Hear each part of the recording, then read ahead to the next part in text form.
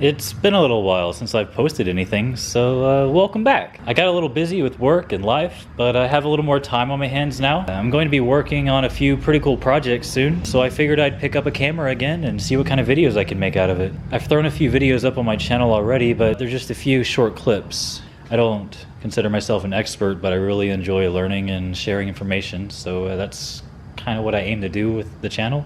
I don't really know how often I'll be posting videos, but it is summer. I have a lot of time on my hands, and I'm ready to have a little fun with some cars again. If you've seen my other videos, you know the car has a turbo. We are running about 19 pounds of boost on a Precision 55-58 ball bearing. The kit I'm running now is not the same kit that I had on my car. It's no longer the CX Racing kit. Thought I was going to part out the car. I did part out the car. Thought I was going to get rid of it. Decided it means a little too much and kind of put it back together and found parts to rebuild it with. The turbo kit is a one-off made by a local shop, ATS Racing. They usually work with a bunch of MR2s, but they for a while had a shop car that they were going to develop a turbo kit on. They ended up getting rid of that shop car and not pursuing making the turbo kit, so I bought it off of them for a pretty good deal. It's pretty similar to what it was before, basically the exact same model turbo. I'm running their manifold, downpipe, overpipe, and front pipe, and I made my own catback. This was part of their intercooler kit to here, and then we kind of modified it to fit a bigger intercooler. Right there we just kind of clearanced and made it fit. The original idea was to send the intake down where the fog light used to be, but we haven't really gotten that far yet. Blow-off valve is over here. No splash guards there, but I did leave them up to at least here so the base stays clean. And with the vents and how everything is, we obviously don't really drive the car in the rain. The car is more of a project at this point. It's something that we like to have fun with and see how far we can take. We also really just love cruising it around. It feels really good to put all your hard work into something and at the end of the day be able to drive it and see other people's reactions and seeing them enjoy it almost as much as you do. It just makes the whole experience pretty unique. The car does now have a built motor. I'm only running 9 pounds of boost on wastegate, just while we dial it in. We do have a few issues to look at and address, but we'll be looking at those in another video.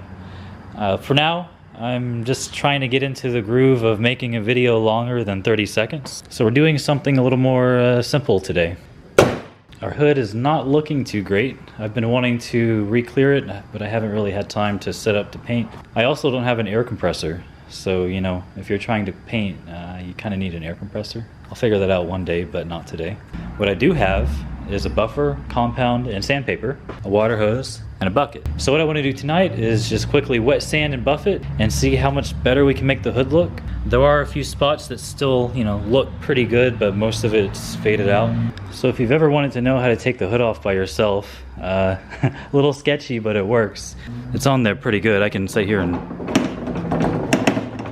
just take a couple microfibers, double them up so you have a little padding. Put them on the edges of the hood. So you basically have the hood, microfiber, and then you're on the plastic. On this side you can kind of use the wiper.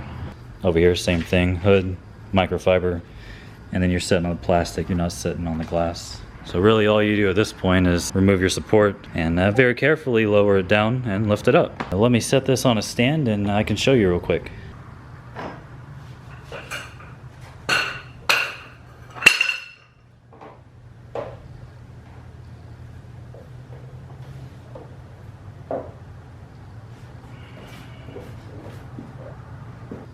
See, that was pretty easy. So I guess I'll grab my sandpaper and get to work on this thing. One tip, everyone says it in their videos, but if you don't know, it's good to know. What the hood looks like when it's wet is what it's going to look like whenever you polish it or put clear on it. In our case, polish. Grab your conveniently placed water hose, get some water going, and that looks pretty sweet. So I think if we just buff this, it's going to come out pretty awesome. Let me go ahead and get to work and stop playing around. I'll just spray water everywhere.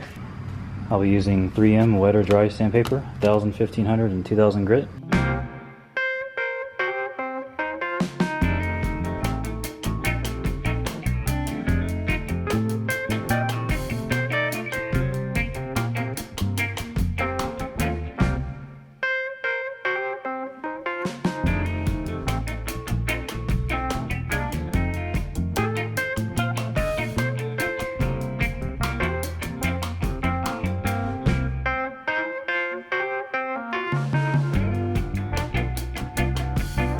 So yeah, it kind of speaks for itself compared to what we started before. It's kind of night and day. I mean, it looks brand new again. So all you gotta do at this point is dry it off and usually grab a buffer. A lot of people don't have a buffer, so they just, you know, again, go at it by hand. A lot easier to just use a buffer. What I am gonna do is place a piece of tape down. I'm going to hand buff this side, machine buff this side, and we're going to see which looks better.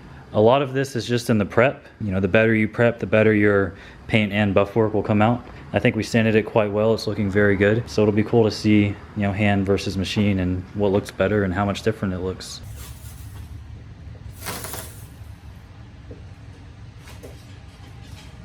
So I'm just using Turtle Wax polishing compound from Walmart.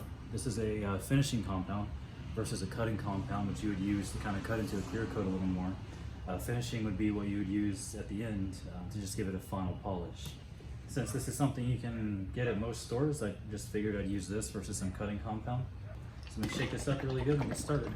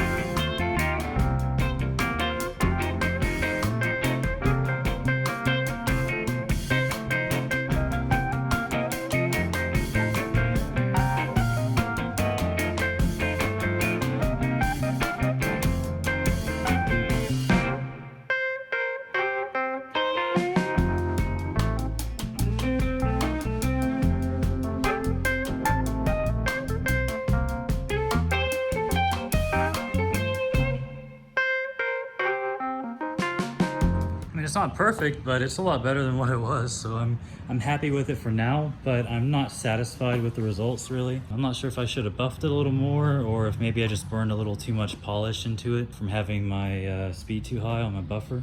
I just got the hood back on. I haven't really seen what it looks like yet, so let's check it out.